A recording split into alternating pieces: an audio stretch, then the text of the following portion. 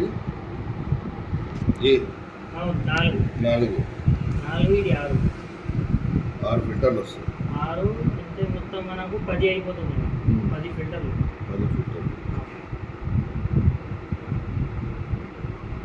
అంటే ఇప్పుడు ఎంత పర్సెంటేజ్ మన వాటర్లో ఫ్లోరిన్? 1.2 ఉంది. తక్కువనే ఉంది. పెద్దగా ఏం లేదు మరి. 1.2 ఉంటే ఇప్పుడు మనం ఫిల్టర్ పెట్టిన తర్వాత అంటే వేరే మినరల్స్ ఏమున్నాయి ఎక్కువ? మనకు టీడీఎస్ ఎక్కువ ఉంది. టీడీఎస్ అంటే మనకు అన్ని కలిపి అది టీడీఎస్ అంటే. టీడీఎస్ ఎంత ఉంది? టీడీఎస్ 1500 ఉంది. అంత ఉండదు కదా.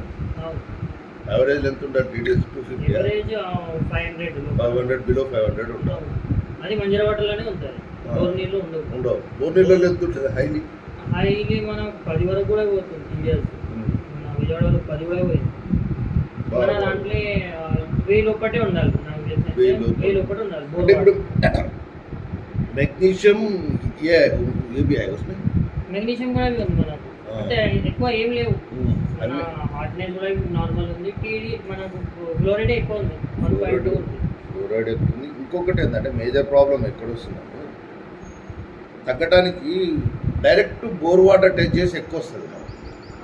మనము బాయిలో స్టోర్ చేసి మనము మళ్ళీ పంపు చేస్తున్నాం కాబట్టి ఫ్లోరైన్ అంతా కింద స్టాగ్నేట్ అయిపోతుంది, పట్టుకుంటుంది.